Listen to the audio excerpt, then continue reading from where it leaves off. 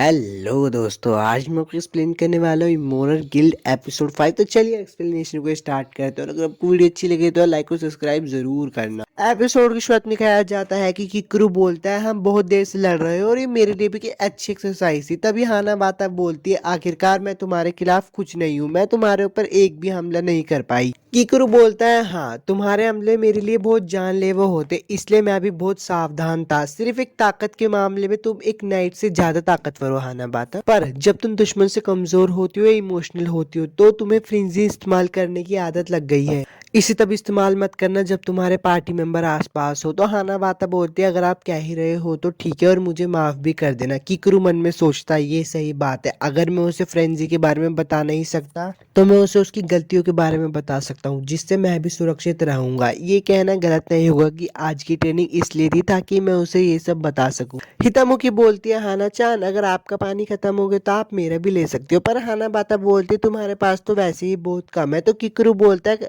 हितोमुखी तुम आराम से पानी पियो, मैं हाना बाता को अपना पानी दे देता हूँ। किकरू हाना बातों को पानी पीने के लिए दे देता है। अब वो हितोमुखी को बोलता है मैं तुम्हारी भी गलतियां बताता हूँ, तुम ज्यादा भागती हो, हालांकि तुम्हारे पास मेरे से ज्यादा स्टैमिना है, पर फिर भी तुम बहुत थक जाओगे अगर तुम इतने ज्यादा भागोगी तो। हाना बाता जैसे ही बोतल पीती है उसके फ्रेंड्स ही बाहर आ जाते हैं। किकरू ये देखकर वहां से दुम लगाकर भाग जाता है। हाना बाता कहती है किकरू कहाँ है हितोमुखी मुझे बताओ। किकरू पत्थर के पीछे बैठा होता है और सोच रहा होता है। जैसे ही उसने बोतल पी उसकी फ्रेंजी बाहर आ गई। तभी उसे याद आता है कि हाना बाता की नौकरानी उसे बोलती है कि अगर आपको कुछ भी हाना बाता के बारे में जानना है तो उसकी फ्रेंड टोकी से पूछ लेना। किकरू टोकी को फोन लगाता है और उसको सारी बात बता देता है। तो टोकी किकरू को बताते कि असल में उसके अंदर ज्यादा मैजिक आने की वजह से उसने होश खो दिया है। टोकी किकरू को बताती है कि फ्रेंजी एक ऐसा प्रोसेस है जिसमें माना दिमाग तक जाता है, जिससे एक इंसान के ऊपर बहुत ताकत आ जाती है। लेकिन हानाबाता के मामले में इसका उल्टा होता है, जब सारा का सारा माना उसके दिमाग में इकट्ठा हो जाता है तो वो संभाल नहीं पाती और इससे पहले कि उसे ताकत मिले वो नशे में चली जाती है। टोकी किकरू को बताती है कि उसकी ताकत और मजबूती तो फर्स्ट क्लास है, पर उसके मैजिक झेल पाने की ताकत कम है, इसलिए वो अपने खुद का मैना भी नहीं संभाल पाती। किकरू टोकी से बात कर ही रहा होता है तभी हानाबाता हितामुखी पे हमला कर देती है और उसके संतरों का जूस चूसने लगती है। तभी किकरू टोकी को बोलता है मैं फोन रख दूं, तो टोकी बोलती है मुझे पता है तुम उनकी वीडियो बनाने वाले हो है ना। किकरू बोलता है नहीं, मैं तो बस हितामुखी की मदद करने जा रहा हूँ क्योंकि उसने मेरी मदद की है और मेरी जगह वो हमला झेल रही है। तो टोकी बोलती है मेरे पास एक आइडिया है, क्यों ना तुम उसके सामने घायल होकर जाओ। तो किकरू बोलता है क्यों। टोकी बोलती है वो तुम्हें पसंद करती है, अगर वो तुम्हें घायल देखेगी तो वो कुछ भी लापरवाही नहीं करेगी। हितामुखी हानाबाता के सामने जख्मी होकर आ जाता है और बोलता है मैं ड्रिंक्स लेने गया था और एक और हंटर ने मेरे ऊपर हमला कर दिया, इसलिए अगर तुमने मुझ पे हमला किया तो मैं मर जाऊंगा। हानाबाता बोलती है आप बहुत दर्द में लग रहे हो और उसका अंगूठा चूसने लगती है। उसका अंगूठा चूसने के बाद बोलती है क्या आपका दर्द थोड़ा सा ठीक हुआ। तो किकरू बोलता है मेरे गालों में दर्द हो रहा है, तो वो उसके ऊपर लेट जाती है। किकरू हितामुखी को बोलता है इसे गलत मत समझ लेना, अब ये हालात को संभालने के लिए यही सबसे बेहतर रास्ता है और मुझे खुशी है कि तुम मेरे साथ हो। अगर मैं इसे संभालने का रास्ता निकाल लूँ तो फ्रेंजी एक बुरी टेक्निक नहीं है। किकरू सोचता है कि हानाबाता के होश में आने से पहले ही मैं यहाँ से चुपके से निकल लूंगा, पर वो देखता है हानाबाता होश में आ जाती है और उसको बहुत जोरों से मुक्का मारती है। अब सीन दिखाया जाता है कि वो लोग वापस से शिकार करने जाते हैं और सबकी हालत खराब होती है। तो किकरू बोलता है चार नाड़ियों के बिना मेरी मदद के मॉन्स्टर का शिकार करना बहुत गलत है। अब किकरू के घर का सीन दिखाया जाता है जहाँ पे हितामुखी बोलते हैं मैं किक भी मॉन्स्टर को नहीं मार पाती और आज मैं किसी भी काम में नहीं आ पाई। तो हानाबाता बोलती है ऐसी बात नहीं है, तुमने मुझे बचाने की कोशिश की थी हितामुखी। टोक्यो और मेडिना आपस में लड़ने लगते हैं। तो किकरू बोलता है शांत हो जाओ, डिनर के वक्त है, बस अपना खाना खाओ। किकरू मन में सोचता लगता है कि अभी भी मुझे उन्हें लीड करने की जरूरत है।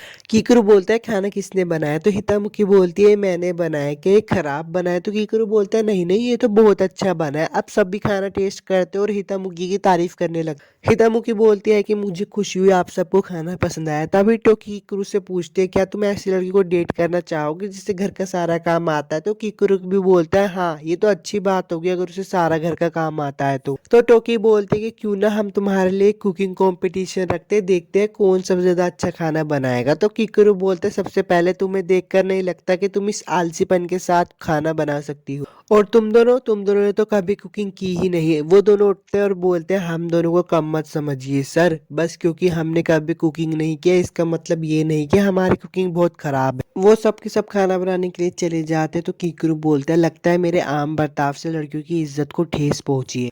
किकरू बोलता है मैं जरा उन लोगों को देख कर आता हूँ। किकरू मेडिना को खाना बनाते हुए देखकर बहुत हैरान हो जाता है और बोलता है ये तुम कैसे खाना बना रही हो। तो मेडिना बोलती है कुकिंग का मतलब ही है वजह ढूंढना। किकरू बोलता है दुनिया के सभी कुक्स और डिटेक्टिव से मैं माफी चाहता हूँ। किकरू बोलता है कि टोक्यो और हानाबाता बाहर खाना बना रहे हैं, मुझे लगता है वो मेडिना से अच्छा खाना बना रहे होंगे। पर जब वो बाहर आकर दिखता है तो वो खुद हैरान हो जाता है और वो टोक्यो पे गुस्सा करने लगता है और बोलता है मैंने पहले कभी किसी को वेल्डिंग मास्क पहनकर कुकिंग करते हुए नहीं देखा। टोकी बोलती है मेरे लिए कुकिंग का मतलब है सही से करना। तो किकरू बोलता है सभी नई लड़कियां मुझे कुकिंग करना सिखा रही है। अब वो हानाबाता को देखने के लिए जाता है। हानाबाता बोलती है तुम गलत बोल रही हो टोकिशी को, कुकिंग का मतलब है ध्यान से करना। तो किकरू बोलता है तुम बिल्कुल एक जैसा बोल रही हो लेकिन पागलपन बाकी दोनों के बराबर का है। अब खाना चखने का समय आ जाता है। तो किकरू बोलता है मेरे लिए खाना बनाने के लिए बहुत बहुत शुक्रिया, पर खाना चखने से पहले मेरी एक शर्त है, इस खाने को तुम्हें खुद पहले चखना होगा। वो तीनों गुस्सा हो जाते हैं, बोलते ये बात आपने बुरी बोली मास्टर। तब भी किकरू बोलता है मुझे अच्छा लगेगा अगर तुम मुझे से पॉइजन टेस्टिंग ना बोलने के लिए शुक्रिया बोलते। तो वो तीनों जैसे ही अपने खाने को पहले चखते हैं उनके कपड़े फट जाते हैं और बोलती है मास्टर इधर मत देखिए। तो किकरू बोलता है तुम सबके खाने को देखकर तो बताना मुश्किल है कि कौन फर्स्ट है और कौन सेकंड। हितमुकी उन सबको कपड़े पहना देती है। अब किकरू आता है और बोलता है तुम सबने अच्छे खाने को बर्बाद कर दिया। टोकी ने एक ब्रेक का हैंड इस्तेमाल किया और लेकिन मेडिना ने कीमती हिस्सा इस्तेमाल कर दिया। मेडिना हितमुकी से पूछती है वो कीमती हिस्सा क्या था। हितमुकी हितमुकी बोलती है मुझे भी नहीं पता। तो मेडिना बोलती है आप झूठ भी मत बोलो, मुझे बता दो।